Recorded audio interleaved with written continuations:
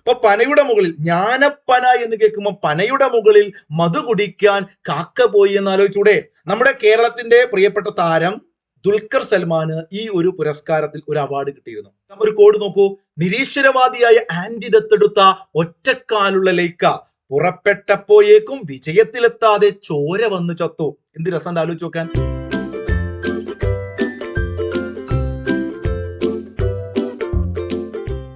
Striker കോച്ചിങ്ങിന്റെ എല്ലാ കൂട്ടുകാർക്കും പുതിയൊരു ക്ലാസ്സിലേക്ക് സ്വാഗതം. ഞാൻ നിങ്ങളുടെ ഷഹനാദാണ്. കൂട്ടുകാരെ, നമ്മൾ ഇന്ന് കറണ്ട് അഫയേഴ്സിലെ 3ാമത്തെ ക്ലാസ് ആണ്. വരാൻ പോകുന്ന കേരള PSCയിലെ ഏതൊരു പരീക്ഷയ്ക്കും നിങ്ങൾക്ക് ഉപകാരപ്പെടുന്ന രൂപത്തിൽ കറണ്ട് അഫയേഴ്സ് നമ്മൾ കൃത്യമായിട്ട് പഠിക്കുകയാണ്. 100 ക്ലാസ്സുകളാണ് ഈ ഒരു കോഴ്സിന്റെ ഭാഗമായിട്ട് ഉണ്ടാവുക. നമ്മുടെ യൂട്യൂബ് ചാനലിലെ പ്ലേലിസ്റ്റ് നിങ്ങൾ ചെക്ക് ചെയ്താൽ മതി. ഇതുവരെ 2 ക്ലാസ്സുകൾ ചെയ്തിട്ടുണ്ട്. ഇന്ന് 3ാമത്തെ ക്ലാസ് ആണ്. 2023ലെയും 24ലെയും പ്രധാനപ്പെട്ട എല്ലാ മാസത്തെ മുഴുവൻ കറണ്ട് അഫയേഴ്സ് നമ്മൾ ഓരോരോ ക്ലാസ്സുകളായിട്ട് തരികയാണ്.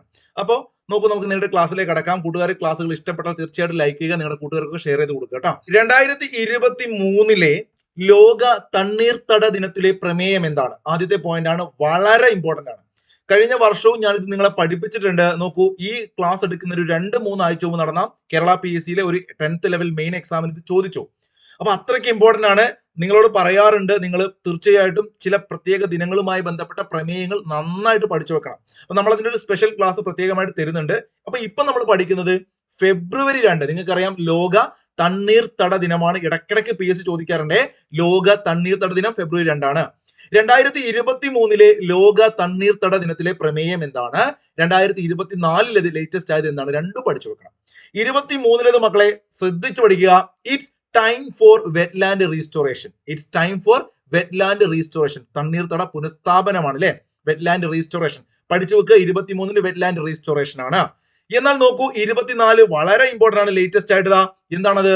തണ്ണീർത്തടങ്ങളും മനുഷ്യക്ഷേമവും അല്ലെ, വെറ്റ്ലാൻഡ് ആൻഡ് ഹ്യൂമൻ വെൽബീയിങ് ആണ്. നോക്കൂ, തണ്ണീർത്തടങ്ങളും മനുഷ്യക്ഷേമവുമാണ് 2024ലെ ലോക തണ്ണീർത്തട ദിനത്തിലെ പ്രമേയം. അപ്പൊ മാർക്ക് കിട്ടും, പഠിച്ചു വെക്കുക. നോക്കൂ, 15ാമത് കടമ്മനിട്ട രാമകൃഷ്ണൻ പുരസ്കാരം വളരെ ഇമ്പോർട്ടന്റ് ആയ ഒരു സാഹിത്യ പുരസ്കാരമാണ്. കടമ്മനിട്ട രാമകൃഷ്ണന്റെ പേരിലുള്ള പുരസ്കാരം. അവിടെ ശ്രദ്ധിക്കേണ്ടത് 15ാമത്, നമ്മൾ തൊട്ട് മുമ്പിലത്തെ ക്ലാസ്സിൽ പഠിച്ചിരുന്നു, ബഷീർ പുരസ്കാരം അല്ലെ. 15ാമത് ബഷീർ പുരസ്കാരം M മുകുന്ദനും 16ാമത് ബഷീർ പുരസ്കാരം E സന്തോഷ് കുമാറും നിങ്ങൾ ഓർക്കുന്നുണ്ടാവും. അപ്പൊ അടുത്തത് നിങ്ങൾ പഠിക്കാൻ പോകുന്നത് 15ാമത്തെ കടമ്മനിട്ട രാമകൃഷ്ണൻ പുരസ്കാരം പ്രഭാവർമ്മ. ഒരുമിച്ച് ചേർത്ത് തന്നെ പഠിക്കണേ, പ്രഭാവർമ്മ.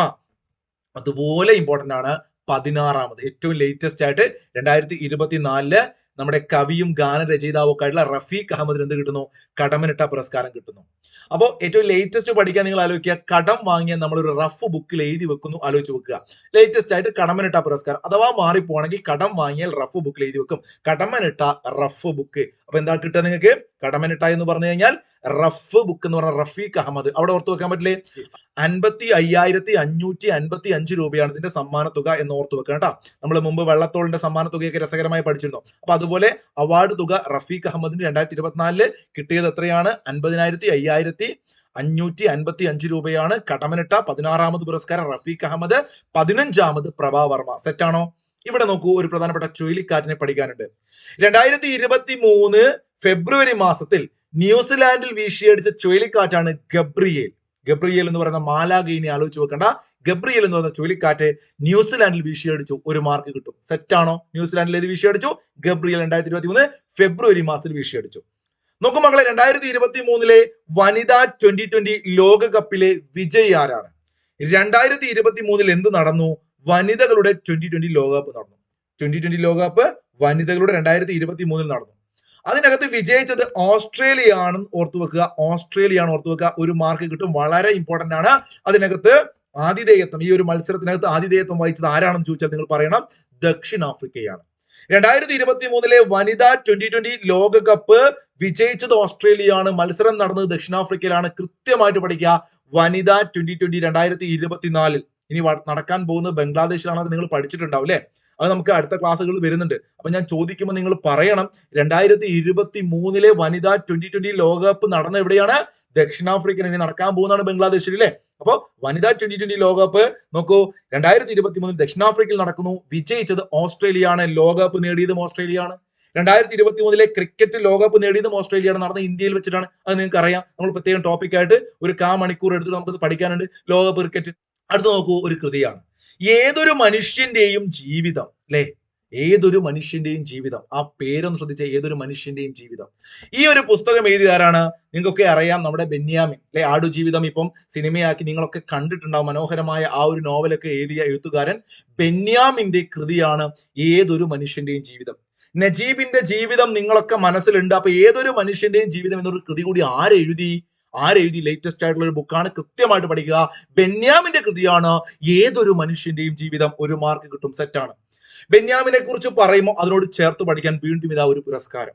പുരസ്കാരങ്ങൾ വരുമ്പോൾ മക്കളെ നിങ്ങളെ മനസ്സിലേക്ക് ഇങ്ങനെ എടുത്തു നോക്കിയേ. 16ാമത് ബഷീർ പുരസ്കാരം ഇ സന്തോഷ് കുമാർ, നമ്മൾ ഇപ്പം പറഞ്ഞു. 16ാമത് കടമ്മനിട്ട പുരസ്കാരം, കടം വാങ്ങിയ റഫ് ബുക്കിൽ കടമ്മനിട്ട പുരസ്കാരം റഫീഖ് അഹമ്മദ്, കടമ്മനിട്ട പുരസ്കാരം റഫീഖ് അഹമ്മദ്. ബഷീറിന്റെ പുസ്തകങ്ങൾ വായിച്ചാൽ സന്തോഷം കിട്ടും. ഇ സന്തോഷ് കുമാർ, കടമ്മനിട്ട, റഫീഖ്. നോക്കൂ, മലയാറ്റൂർ. വീണ്ടും 16ാമത് മലയാറ്റൂർ പുരസ്കാരം എന്ന് പറയുമ്പോൾ 2 കാറ്റഗറിയിൽ അത് പഠിക്കാനുണ്ട്. തെറ്റിക്കരുത് നിങ്ങൾ, കൂട്ടുകാരെ തെറ്റിക്കരുത്. മലയാറ്റൂരിന്റെ സാഹിത്യ പുരസ്കാരങ്ങൾ 2 കാറ്റഗറി ഉണ്ട്. അതിൽ ഒന്നാണ് നമ്മൾ ഇപ്പം പഠിക്കുന്ന ഈ ഒരു പോയിന്റ്. 16ാമത് മലയാറ്റൂർ പുരസ്കാരം കിട്ടിയത് ആർക്കാണ്? ലേറ്റസ്റ്റ് ആയിട്ടുള്ള ഒരു പുരസ്കാരമാണ്. 16, സംഖ്യ പഠിക്കണേ.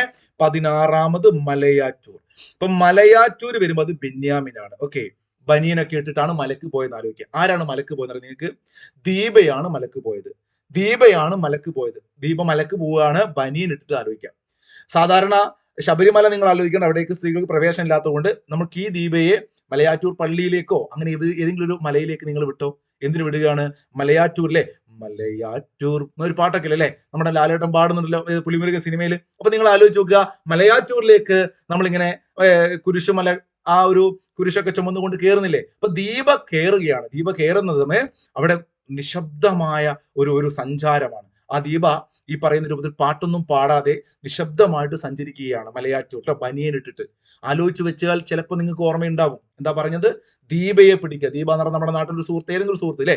ദീപ മലയാറ്റൂരിലേക്ക് പോവുകയാണ്. ഓക്കെ, 16 ദിവസം വ്രതം എടുത്തിട്ടാണ് പോകുന്നതെന്ന് ആലോചിച്ച് വെച്ചോ. അപ്പൊ 16ാമത് മലയാറ്റൂർ പുരസ്കാരം കിട്ടിയത് 2 പേർക്കാണ് മക്കളെ. ഒന്ന് ബെന്യാമിനാണ്, ബനിയൻ ഇടുന്നു, നിശബ്ദമായിട്ട് ദീപ സഞ്ചരിക്കുകയാണ്. അപ്പൊ വുമൺ ഈറ്റേഴ്സ്, അവൾ എന്തോ ഭക്ഷിച്ചു എന്ന് കേട്ടോ. ഈറ്റേഴ്സ് അല്ലെ, അവൾ ഒരു സ്ത്രീയാണ് ദീപ, അതുകൊണ്ട് വുമൺ ഈറ്റേഴ്സ്. പഠിച്ചു വെക്കുക 2 കൃതികളുടെ പേര്. നിശബ്ദ സഞ്ചാരങ്ങൾ, ഏതൊരു മനുഷ്യന്റെയും ജീവിതം എന്ന് പറയുന്ന കൃതി എഴുതിയത് ബെന്യാമിനാണ്. ആടുജീവിതം എഴുതിയ ബെന്യാമിൻ. അദ്ദേഹത്തിന്റെ 16ാമത് മലയാറ്റൂർ പുരസ്കാരം ലഭിച്ച കൃതിയാണ് നിശബ്ദ സഞ്ചാരങ്ങൾ. അപ്പൊ മലയാറ്റൂരിലേക്ക് ദീപ പോകുന്നത് നിശബ്ദമായി സഞ്ചരിച്ചുകൊണ്ടാണ്. 16 ദിവസത്തെ വ്രതം എടുത്തുകൊണ്ട് അവര് പോവുകയാണ് അല്ലെ. അവരെ കുറിച്ച് പറയണം, അവര് എന്തോ ഭക്ഷിച്ചുകൊണ്ടാ പോകുന്നത്. ഒരു വുമൺ ആണ് അവർ ഭക്ഷിച്ചുകൊണ്ടാ പോകുന്നത്, വുമൺ ഈറ്റേഴ്സ്. അപ്പൊ ദീപ എന്ന് പറയുമ്പം അവർക്ക് എന്ത് കിട്ടുകയാണ്? യുവ എഴുത്തുകാർക്കുള്ള മലയാറ്റൂരിന്റെ പേരുള്ള പുരസ്കാരം. യുവ എഴുത്തുകാരിയാണ് ദീപ, VK ദീപ. അവരുടെ കൃതിയാണ് വുമൺ ഈറ്റേഴ്സ്. അപ്പൊ നിങ്ങൾക്ക് അത് 2ഉം ചേർത്ത് പഠിച്ചൂടെ? Woman eaters, VK Deepa. Malayattoor പുരസ്കാരത്തിൽ യുവ സാഹിത്യകാരിക്ക് പുരസ്കാരം കിട്ടുന്നു. മലയാറ്റൂരിന്റെ 16ാമത് പുരസ്കാരം നിശബ്ദ സഞ്ചാരങ്ങൾ, ബെന്യാമിൻ. സെറ്റല്ലേ മക്കളെ? സെറ്റാണ്. അവിടെയാണ് ഒരു കൺഫ്യൂഷൻ ഒരു ഏരിയ. ഒരു പക്ഷെ നിങ്ങൾ വേറെ എവിടെയെങ്കിലും പഠിച്ചിട്ട് അപ്പൊ സംശയിക്കും, ഇത് തെറ്റാണോ? മലയാറ്റൂർ ഞാൻ പഠിച്ചല്ലോ VJ ജെയിംസ്, അത് തെറ്റല്ല, അത് ശരിയാണ്. എന്താണ് നോക്കൂ നിങ്ങൾ. അന്തരിച്ച സാഹിത്യകാരൻ മലയാറ്റൂർ രാമകൃഷ്ണന്റെ സ്മരണയ്ക്കായി രൂപീകരിച്ച മലയാറ്റൂർ ഫൗണ്ടേഷന്റെ, അങ്ങനെ തന്നെ പഠിച്ചു വെക്കുക. അന്തരിച്ച സാഹിത്യകാരൻ മലയാറ്റൂർ രാമകൃഷ്ണന്റെ സ്മരണയ്ക്കായി രൂപീകരിച്ച മലയാറ്റൂർ ഫൗണ്ടേഷന്റെ 2ാമത്, നോക്കൂ, മലയാറ്റൂർ 16ാമത് സാഹിത്യ പുരസ്കാരമാണ് ആർക്ക് കിട്ടിയത്? മലയാറ്റൂറിന്റെ പേരിലുള്ള 16ാമത് അവാർഡാണ് ബെന്യാമിന് കിട്ടിയത്. ഇവിടെ 2ാമത് എന്ന് പറയുമ്പോൾ അത് നിങ്ങൾ ഹൈലൈറ്റ് ചെയ്ത് വെക്കണം. ഇതൊരു പുതിയ പുരസ്കാരമാണ്. അപ്പൊ കഴിഞ്ഞ 2022 ഇത് നൽകി തുടങ്ങിയത്. അന്ന് നമ്മൾ അതൊക്കെ പഠിച്ചിരുന്നു അല്ലെ. അപ്പൊ നോക്കൂ, ഇത് വീണ്ടും മലയാറ്റൂരിന്റെ പേരിലുള്ള 2ാമത്തെ പുരസ്കാരം കിട്ടിയത് ആരെന്ന് ചോദിച്ചാൽ നിങ്ങളൊക്കെ പറയണം 2023 പ്രഖ്യാപിച്ചത് VJ ജെയിംസിനാണ്. സാഹിത്യകാരൻ മലയാറ്റൂരിന്റെ സ്മരണയ്ക്കായി രൂപീകരിച്ച മലയാറ്റൂർ ഫൗണ്ടേഷന്റെ 2ാമത് സാഹിത്യ പുരസ്കാരം കിട്ടിയത് VJ ജെയിംസ്. മാറരുത്, കൃത്യമായിട്ട് പഠിക്കാം. അദ്ദേഹത്തിന്റെ ഏത് കൃതിക്കാണ്? 16ാമത് പുരസ്കാരം കിട്ടിയത് നിശബ്ദ സഞ്ചാരങ്ങൾക്കാണെങ്കിൽ VJ ജെയിംസിന്റെ ആന്റി ക്ലോക്ക് എന്ന് പറയുന്ന കൃതി, ഇതാ ഇവിടെ ആ പിക്ചർ കൊടുത്തിട്ടുണ്ട്, ആന്റി ക്ലോക്ക്. ഇതാണ് നമ്മുടെ VJ ജെയിംസ് ചേട്ടൻ. ഓക്കെ, നിങ്ങൾക്ക് അറിയാം, മുമ്പ് വയലാർ അവാർഡൊക്കെ കിട്ടിയത് നമ്മൾ പഠിച്ചിട്ടുണ്ടാവും. ഒരു പക്ഷേ 2-3 വർഷമായി PSC പഠിക്കുന്നതാണെങ്കിൽ ഓർമ്മയുണ്ടാവും. നിരീശ്വരൻ എന്ന് പറയുന്ന കൃതിക്ക് നമ്മൾ മുമ്പ് പഠിച്ചു, നിരീശ്വരൻ. അപ്പൊ VJ ജെയിംസ് നിങ്ങൾ ഓർത്തു വെക്കണം. അദ്ദേഹത്തിന്റെ ചില കൃതികൾ നിങ്ങളോട് ചോദിക്കാൻ സാധ്യതയുണ്ട്. ഈ അടുത്ത് PSC പരീക്ഷകൾ ഇത്തരത്തിലുള്ള സാഹിത്യകാരന്മാരുടെ കൃതികൾ ചോദിച്ചിട്ടുണ്ട്. അതുകൊണ്ട് ഞാനൊരു കോഡാക്കി ഇത് പറഞ്ഞുതരാം. നിരീശ്വരനുണ്ട്, ദത്തബഹാരമുണ്ട്, കൊച്ചക്കാലൻ കാക്കയുണ്ട്, ലേഖയുണ്ട്, പുറപ്പാടിന്റെ പുസ്തകമുണ്ട്, ചോരശാസ്ത്രമുണ്ട്. പ്രധാനപ്പെട്ട പുസ്തകങ്ങളാണ്. അപ്പൊ ഇത് ഒരു കോഡാക്കി വെച്ചിട്ടുണ്ട്. നോക്കൂ, നമ്മളിപ്പോ ടെലഗ്രാം ത്രൂ അതുപോലെ വാട്സപ്പ് ത്രൂ ഒക്കെ ക്ലാസ്സുകൾ സംഘടിപ്പിക്കുന്നുണ്ട് കുറച്ച് മാസങ്ങളായി. ഇപ്പം യൂട്യൂബിലൂടെ നിങ്ങൾക്ക് ക്ലാസ്സുകൾ കിട്ടുന്നില്ല എങ്കിലും അത് ചില പ്രശ്നങ്ങൾ കാരണമാണ്. വ്യക്തിപരമായി എനിക്കുണ്ടായ ചില പ്രയാസങ്ങളും അതുപോലെ തന്നെ ചില വേണ്ടാത്ത കമന്റുകളൊക്കെ വന്ന സമയത്ത് എനിക്ക് ഞാൻ വലിയ ഒരു PSCയിലേക്ക് ഒന്നുമല്ല. അപ്പൊ അതുകൊണ്ട് തന്നെ നമ്മൾ വെറുതെ എന്തിനാണ് മറ്റുള്ളവരെ തെറി കേൾക്കുന്നതെന്ന് കരുതിയിട്ടാണ് ഒതുങ്ങി തൽക്കാലം യൂട്യൂബ് ഒക്കെ നിർത്തി എന്റെ കാര്യമായിട്ട് മുന്നോട്ട് പോകുന്നത്. പക്ഷേ കുറച്ച് പിള്ളേരെ നമ്മൾ പഠിപ്പിക്കുന്നുണ്ട്. അപ്പൊ അതുകൊണ്ട് തന്നെ ഒരു 10-400 പിള്ളേര് ഡെയിലി കറണ്ട് അഫയേഴ്സ് ഒക്കെ പഠിക്കുന്നുണ്ട്. ഇനിയും നിങ്ങൾക്ക് വേണമെങ്കിൽ എക്സാമിന് വേണ്ടി കാര്യമായിട്ട് കറണ്ട് അഫയേഴ്സ് നോക്കുന്നവരാണെങ്കിൽ നിങ്ങൾക്ക് ആ ഒരു കോഴ്സിനകത്തൊക്കെ ജോയിൻ ചെയ്യാം. നിങ്ങൾ ജസ്റ്റ് 7306118242 എന്ന നമ്പറിനകത്ത് വാട്സ്ആപ്പ് ചെയ്താൽ മതി. 100ഓളം ക്ലാസ്സുകളുടെ പുലർച്ചെ 5:30 ക്ലാസ് ഉണ്ടാവുക ടെലഗ്രാമിൽ. അപ്പൊ അവിടെ ഇത് പറയാൻ കാരണം നമ്മുടെ ചില സുഹൃത്തുക്കൾ അപ്പൊ നല്ല നല്ല കോഡുകളൊക്കെ അവിടെ ഷെയർ ചെയ്യാറുണ്ട്. അപ്പൊ അതുകൊണ്ട് തന്നെ ഞാൻ ഇവിടെ കടപ്പാടായിട്ട് അവരുടെയൊക്കെ പേര് മെൻഷൻ ചെയ്യാറുണ്ട്. അവരിൽ ചില ആളുകൾ പറഞ്ഞ കോഡുകൾ നിങ്ങൾക്ക് ഷെയർ ചെയ്യാണ്. അപ്പൊ നിരീശ്വരൻ ഉൾപ്പെടെയുള്ള VJ ജെയിംസിന്റെ കൃതി പഠിക്കാൻ വേണ്ടി നമ്മളൊരു കോഡാക്കി വെച്ചിട്ടുണ്ട്. നിരീശ്വരവാദിയായ ആന്റി ദത്തെടുത്ത ഒറ്റക്കാലുള്ള ലേക്ക് പുറപ്പെട്ടു പോകുമ്പോഴേക്കും വിജയത്തിലെത്താതെ ചോര വന്ന് ചത്തു. ഇതൊരു രസകരമായ ഒരു കോഡായിട്ട് തോന്നിയുകൊണ്ടാണ് ഞാൻ നിങ്ങൾക്ക് ഷെയർ ചെയ്യുന്നത്. അപ്പൊ നിരീശ്വരവാദിയായ ആന്റി ദത്തെടുത്ത ഒറ്റക്കാലുള്ള ലേക്ക, നിരീശ്വരവാദിയായ ആന്റിയാണ്. അപ്പൊ അതൊക്കെ നമുക്ക് ആലോചിക്കാൻ രസമാണ്. നിരീശ്വരവാദിയായ ആന്റി ദത്തെടുത്ത ഒറ്റക്കാലുള്ള ലേക്ക പുറപ്പെട്ടപ്പോഴേക്കും വിജയത്തിലെത്താതെ ചോര വന്ന് ചത്തു. നിരീശ്വരൻ എന്നുള്ളത് നമുക്ക് നിരീശ്വരവാദി അവിടെ കിട്ടും. ആന്റി എന്നുള്ളത് ആന്റി ക്ലോക്ക് കണക്ട് ചെയ്ത് വെക്കാം. ദത്തെടുത്ത് പറഞ്ഞാൽ ദത്തബഹാരം കണക്ട് ചെയ്ത് വെക്കാം. ഒറ്റക്കാൽ എന്ന് പറഞ്ഞാൽ ഒറ്റക്കാലൻ കാക്ക. ലെയ്ക്ക എന്ന കൃതി ആരുടേതാണ്? VJ ജെയിംസിനാണ്. ഈ ജന്മത്തിൽ മറന്നുപോലെ ഈ കോഡ് മനസ്സിരുത്തി പഠിച്ചാൽ. പുറപ്പാടിന്റെ പുസ്തകം, പുറപ്പാടിന്റെ പുസ്തകം. ഇപ്പൊ വിജയ എന്ന് പറഞ്ഞാൽ VJ ജെയിംസ് എന്നുള്ളതാണ് ആ കഥ. ആലോചിച്ച് വെക്കുമ്പോൾ നിങ്ങൾക്ക് ഇത് എന്താണെന്ന് കൂടി കിട്ടണമല്ലോ. അപ്പൊ വിജയത്തിലേക്കുള്ള VJ ജെയിംസ്, വിജയത്തിലേക്ക് അദ്ദേഹത്തിന്റെ ചോര വന്നു ചത്തു എന്ന് പറഞ്ഞാൽ ചോര ശാസ്ത്രം എന്ന കൃതി. അപ്പൊ ഇത്രയും പ്രധാനപ്പെട്ട കൃതികൾ VJ ജെയിംസിന്റെ ആണ്. നിങ്ങൾക്ക് വേണമെങ്കിൽ ഓർത്തു വെക്കാം. ക്ലിയർ ആണോ പറഞ്ഞത്? സെറ്റ് ആണോ? അടുത്തൊരു പോയിന്റ് നോക്കൂ. ഇന്ത്യയിലെ ഏറ്റവും നീളം കൂടിയ എക്സ്പ്രസ് വേ ഏതാണ്? ഇന്ത്യയിലെ ഏറ്റവും നീളം കൂടിയ എക്സ്പ്രസ് വേ ആണ് മക്കളെ ഡൽഹി മുംബൈ എക്സ്പ്രസ് വേ ആണ്. ഏറ്റവും നീളം കൂടിയ എക്സ്പ്രസ് വേ ഏതാണ്? ഡൽഹി മുംബൈ ആണ്. 2023 ഫെബ്രുവരി മാസം ഗൂഗിൾ ഡൂഡിലൂടെ ആദരിക്കപ്പെട്ട മലയാള സിനിമാ നടി ആരാണ്? ഗൂഗിൾ ഡൂഡിലൂടെ ആദരിക്കപ്പെട്ട മലയാള സിനിമ നടി. കണ്ടോ ഇവിടെ പിക്ചർ ഞാൻ കൊടുത്തിട്ടുണ്ട്. എന്താണ് ഗൂഗിൾ ഡൂഡ് എന്നൊക്കെ അറിയാത്തവരുണ്ടെങ്കിൽ ഒന്ന് സെർച്ച് ചെയ്ത് നോക്കുക കേട്ടോ. അപ്പൊ PK റോസിയാണ്. PK റോസി മലയാളിയുടെ പ്രിയപ്പെട്ട ആദ്യ നടി അല്ലെ. വിഗതകുമാരൻ എന്ന് പറഞ്ഞ സിനിമയൊക്കെ നമ്മുടെ മനസ്സിലുണ്ടാവും. അപ്പൊ അത്തരത്തിൽ ആലോചിച്ച് വെക്കുക. ഗൂഗിൾ ഡൂഡിലൂടെ ആദരിക്കപ്പെട്ട മലയാള സിനിമാ നടിയാണ് PK റോസി. ഓർത്തു വെക്കുക.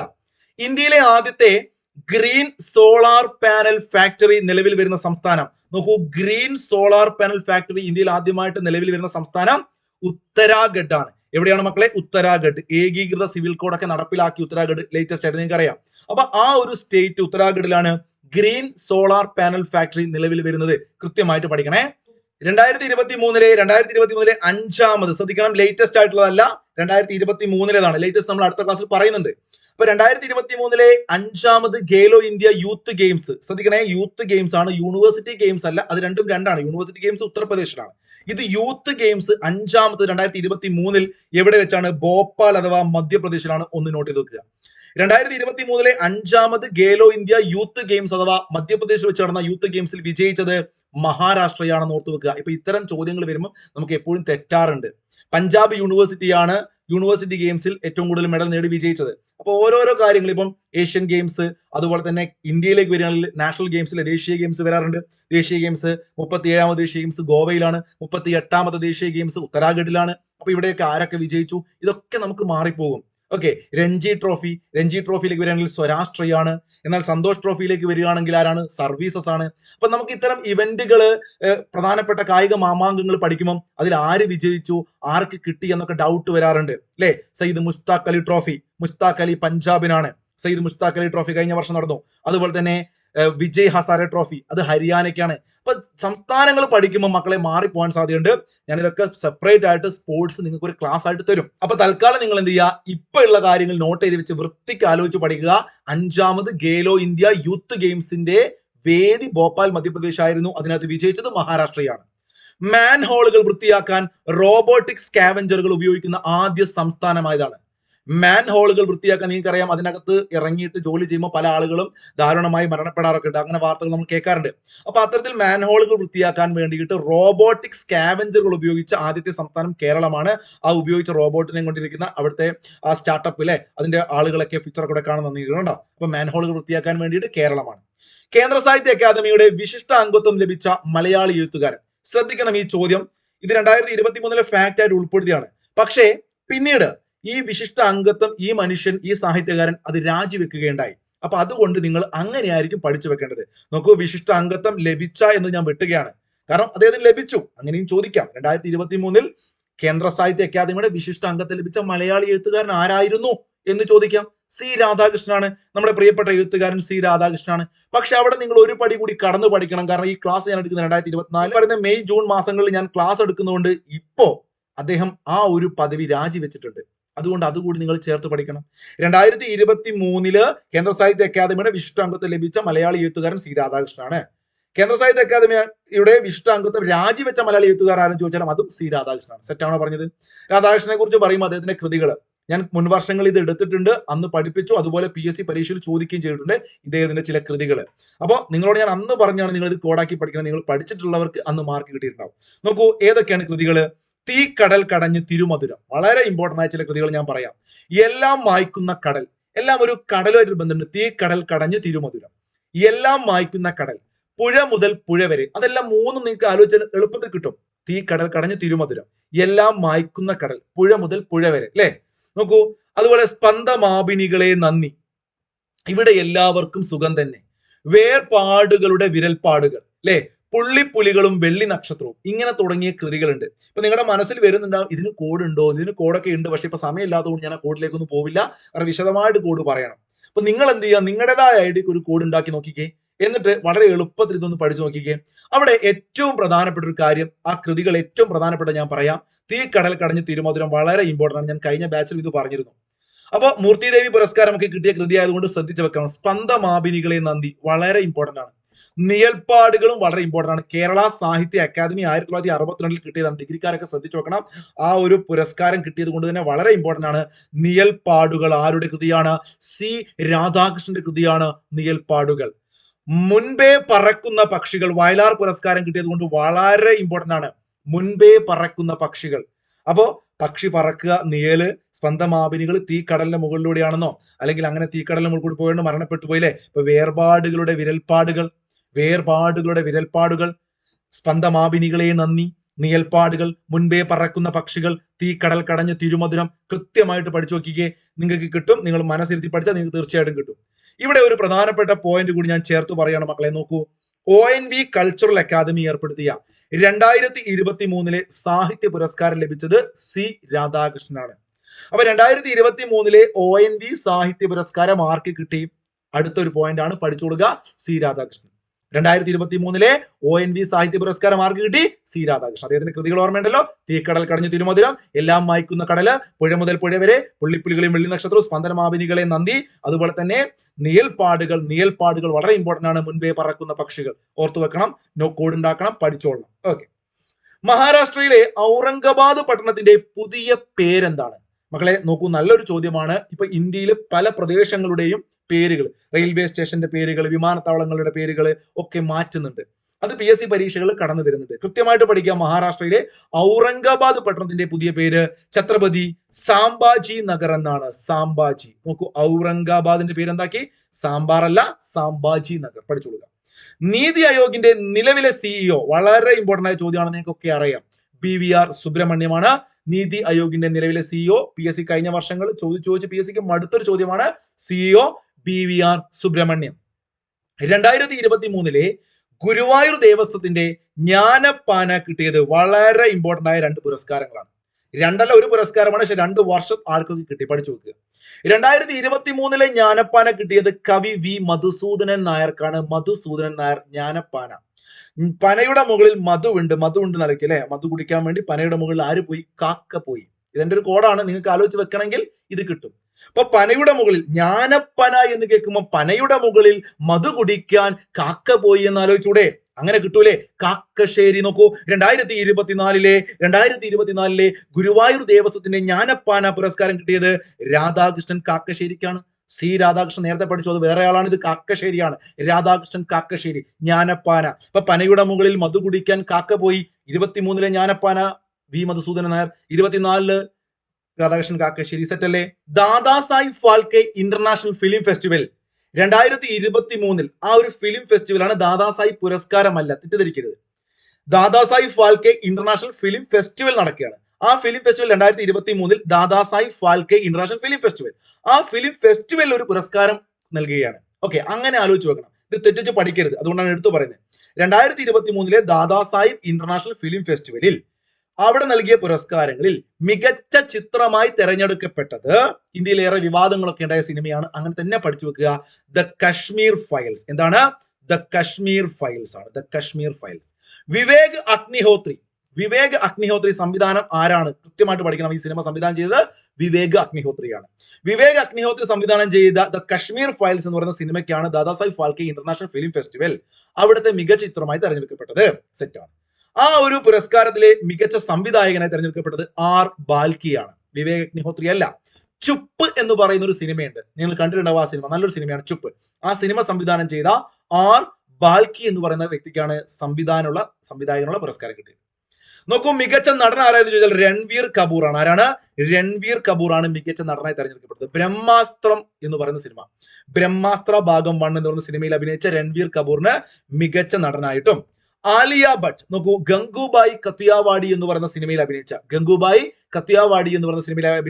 ആലിയ ഭട്ടിന് എന്ത് കിട്ടുന്നു? മികച്ച നടി. രൺബീർ കപൂർ നടനും ആലിയ ഭട്ട് നടിയുമായി തെരഞ്ഞെടുക്കപ്പെടുന്നു.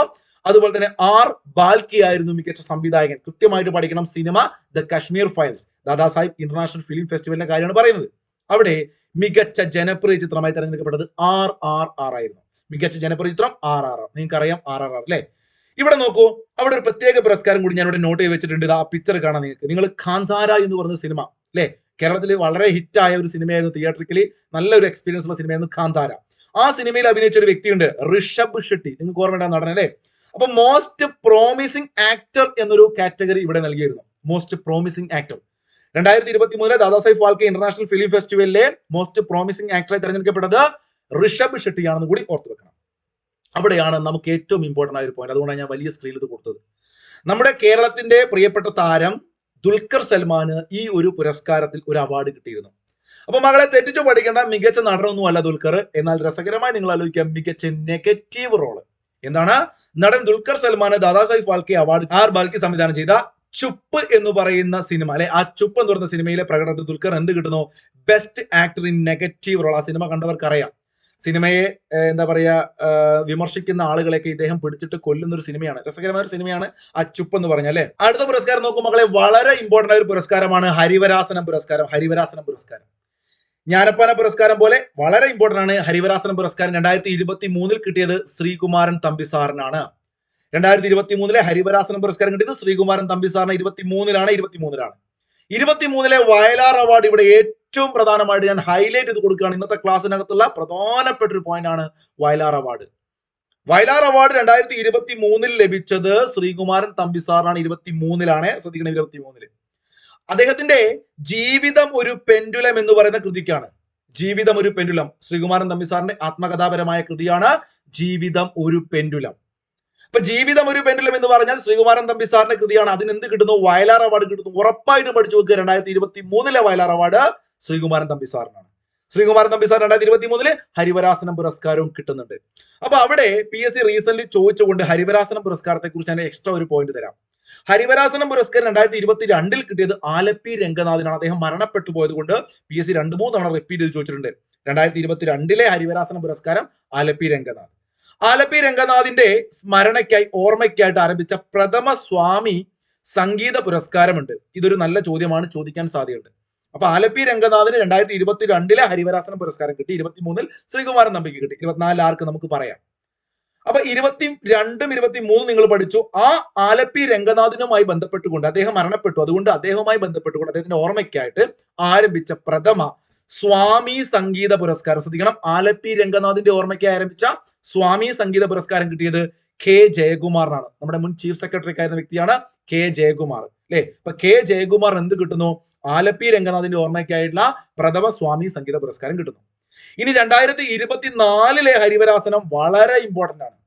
2024 ഹരിവരാസനം പുരസ്കാരം കിട്ടിയത് PK വീരമണിദാസനാണ്. മക്കളെ ശ്രദ്ധിക്കണം, ആ പേര് PK വീരമണിദാസനാണ്. PK വീരമണിദാസനാണ്, ശ്രദ്ധിച്ചു നോക്കണം പേര്. ഇവിടെ കാണാൻ നിങ്ങൾക്ക് അദ്ദേഹത്തെ. അത്രയ്ക്ക് ഇമ്പോർട്ടന്റ് ആയതുകൊണ്ട് ഞാൻ വലുതായിട്ട് കൊടുത്തത്. ഹരിവരാസനം പുരസ്കാരം വീരമണിദാസന് കിട്ടുന്നു 2024. സെറ്റാണോ? നമ്മുടെ ദേവസ്വം മന്ത്രി അല്ലെ രാധാകൃഷ്ണൻ അത് കൊടുക്കുന്ന ഫോട്ടോ ഒക്കെ നീ ഇവിടെ കാണാം. അപ്പൊ അത് പഠിക്കുക. അപ്പോഴാണ് ശ്രീകുമാരൻ തമ്പി സാറുമായി ബന്ധപ്പെട്ട് മറ്റൊരു പുരസ്കാരം നമുക്ക് നോക്കാനുള്ളത്. ആലപ്പി രംഗനാഥിന്റെ പേരിൽ സ്വാമി സംഗീത പുരസ്കാരം നമ്മൾ പഠിച്ചു. കെ ജയകുമാർ 2022 ഹരിവരാസനം കിട്ടിയ ആലപ്പി രംഗനാഥ്, അദ്ദേഹം മരണപ്പെട്ടു പോയി. എന്നാൽ ശ്രീകുമാരൻ തമ്പി സാറിന്റെ പേരിലും ഒരു പുരസ്കാരം ഇപ്പൊ അടുത്ത് കൊടുക്കാൻ തുടങ്ങിയിട്ടുണ്ട്. അതാണ് ചോദ്യം.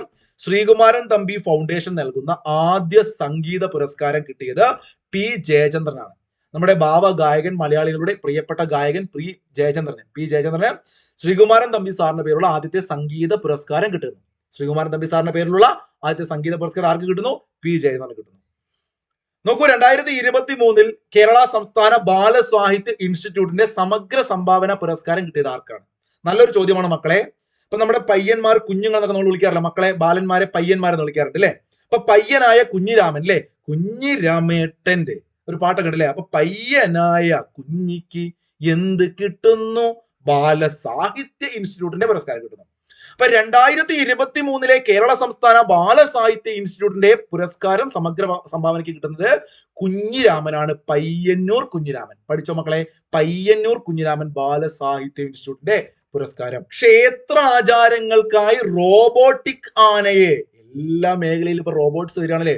അപ്പൊ ക്ഷേത്രത്തിലെ ആചാരങ്ങൾക്ക് വേണ്ടിയിട്ട് റോബോട്ടിക് ആനയെ ഉപയോഗിക്കുന്ന കേരളത്തിലെ ആദ്യത്തെ ക്ഷേത്രം, നല്ലൊരു ചോദ്യമല്ലേ. അത് തൃശ്ശൂർ ജില്ലയിലാണ്. എവിടെയാണ്? ഇരിഞ്ഞാടപ്പള്ളി ശ്രീകൃഷ്ണ ക്ഷേത്രത്തിലാണ്. അപ്പൊ നമ്മള് ഒരു ഡയലോഗ് ഉണ്ട്, ഗോഡ് ഫാദർ സിനിമയിലാണെന്ന് തോന്നുന്നു, ഏതാ സിനിമ എനിക്ക് ഓർമ്മയില്ല, നിങ്ങൾക്ക് ഓർമ്മയുണ്ടാവും അല്ലെ. ഇവിടെ തളിയാനെ പനിനീര്, ഇങ്ങനെ പറയുന്നില്ലേ. അപ്പൊ ഇവിടെ ഇരിക്കാനെ ഇരിക്കാനെ, അപ്പൊ അവിടെ ഇരിയാനെ എന്നൊക്കെ പറയില്ലേ. അപ്പൊ ഇരിക്ക അവിടെ, അപ്പൊ അവിടെ ഇങ്ങനെ ഇരുന്നിട്ട് അല്ലെ നടയിൽ ഇരിക്കാന്ന് ആലോചിക്കുക. ഇരിഞ്ഞാടപ്പിള്ളി, ആ ആന എവിടെയാ ഇരിക്കുന്നത്? ഇരിക്കാടെ എന്ന് പറയില്ല. അപ്പൊ ഇരിഞ്ഞാടെ അങ്ങനെ ആക്കിക്കൂടെ? അപ്പൊ ഇരിഞ്ഞാടപ്പിള്ളി ആ സ്ഥലം കിട്ടൂലേ. ഇരിഞ്ഞാടപ്പിള്ളി ശ്രീകൃഷ്ണ ക്ഷേത്രം. ആന, റോബോട്ടിക് ആന. പയ്യൻ ബാലസാഹിത്യ ഇൻസ്റ്റിറ്റ്യൂട്ടിന്റെ പുരസ്കാരം കിട്ടിയത് പയ്യന്നൂർ കുഞ്ഞിരാമൻ. കുഞ്ഞിയാണ് പയ്യന്നൂർ കുഞ്ഞിരാമൻ. അവസാനമായിട്ട് നമുക്ക് നോക്കേണ്ടത് മറ്റ് 2 അവാർഡുകളാണ്. ഒന്ന് സരസ്വതി സമ്മാനമാണ്. മക്കളെ, ഏറ്റവും പ്രധാനപ്പെട്ട ഈ വർഷം 2024 ഞാൻ ക്ലാസ് എടുക്കുമ്പോൾ ഈ വർഷത്തെ ഏറ്റവും പ്രധാനപ്പെട്ട പുരസ്കാരമാണ് സരസ്വതി സമ്മാനം. അത് കിട്ടിയത് രൗദ്ര സ്വാത്വികം എന്ന് പറയുന്ന കൃതിക്ക് പ്രഭാവർമ്മയ്ക്കാണ്. നമ്മുടെ അടുത്ത ക്ലാസ് അതിനെക്കുറിച്ച് വിശദമായിട്ട് പറയും. പക്ഷേ 2023 ക്ലാസ് ആയതുകൊണ്ട് ഞാൻ ഇവിടെ പറയുന്നു, 2023 പ്രഖ്യാപിച്ചത് 22 പുരസ്കാരമാണ്. 2023 പ്രഖ്യാപിച്ച സരസ്വതി സമ്മാനം 2022 സരസ്വതി സമ്മാനം പ്രഖ്യാപിക്കുക 23 ഇപ്പൊ 23 പുരസ്കാരം പ്രഖ്യാപിച്ചിട്ടുണ്ട് ലേറ്റസ്റ്റ് ആയിട്ട്. അതാണ് പ്രഭാവർമ്മയ്ക്ക് കിട്ടിയത്. ഞാൻ അടുത്ത ക്ലാസ് കണ്ടാൽ നിങ്ങൾക്ക് അത് കിട്ടും. അപ്പൊ ഇപ്പം പറയുന്നു 22 സരസ്വതി സമ്മാനം കിട്ടിയത് ശിവശങ്കരിക്കാണ്. കൃത്യമായിട്ട് പഠിക്കണം. ശിവശങ്കരി തമിഴ് എഴുത്തുകാരിയാണ് ശിവശങ്കരി. 2022 സരസ്വതി സമ്മാനം കിട്ടിയത് ശിവശങ്കരിക്കാണ്. 2022 തകഴി പുരസ്കാരം പഠിക്കുക മക്കളെ. തകഴി പുരസ്കാരം ഇമ്പോർട്ടന്റ് ആണ്. എം മുകുന്ദനാണ് 2022 തകഴി പുരസ്കാരം കിട്ടിയത്. ഇന്ന് ഒരുപാട് പുരസ്കാരങ്ങൾ പഠിച്ചു കേട്ടോ. 2023 തകഴി സാഹിത്യ പുരസ്കാരം 2023 കിട്ടിയതോ MK സാനുവിനാണ്. പ്രൊഫസർ MK സാനുമാഷിന് എന്ത് കിട്ടുന്നു? 2023 തകഴി പുരസ്കാരം. 22 എം മുകുന്ദന്. 22 സരസ്വതി സമ്മാനം കിട്ടിയത് ശിവശങ്കരിക്ക്. 23 പ്രഭാവർമ്മ നമ്മൾ അടുത്ത ക്ലാസ്സിൽ പഠിക്കും. അപ്പൊ കൃത്യമായിട്ട് കൂട്ടുകാർ ഇതുവരെയുള്ള പോയിന്റുകളൊക്കെ എഴുതിയെടുത്ത് റിവിഷൻ ചെയ്ത് നന്നായിട്ട് പഠിക്കുക. ഇപ്പൊ ഞാൻ പറഞ്ഞ പോലെ കറണ്ട് അഫയേഴ്സ് എക്സാമും അതുപോലെ മറ്റു നോട്ടുകളും ഡെയിലി മോർണിംഗ് ക്ലാസ്സിനൊക്കെ വേണമെങ്കിൽ നിങ്ങൾക്ക് വാട്സാപ്പിൽ മെസ്സേജ് അയച്ചാൽ നിങ്ങൾക്ക് ആഡ് ആവുന്നതാണ്. ചെറിയൊരു ഫീസ് ഉണ്ടാവും. അത് നിങ്ങൾക്ക് ഓക്കെ ആണെങ്കിൽ നിങ്ങൾക്ക് ആ ഗ്രൂപ്പിനകത്തൊക്കെ ജോയിൻ ചെയ്ത് പഠിക്കാം. അപ്പൊ നിങ്ങൾക്ക് ക്ലാസ്സുകൾ ഇഷ്ടപ്പെടാൻ നമ്മുടെ ചാനൽ സബ്സ്ക്രൈബ് ചെയ്യാനും ലൈക്ക് ചെയ്യാനൊന്നും മറക്കണ്ട. നമുക്ക് അടുത്ത ക്ലാസ്സിൽ കാണാം. അതുവരെ എല്ലാവർക്കും നല്ലത് വരട്ടെ. Good bye. Thank you.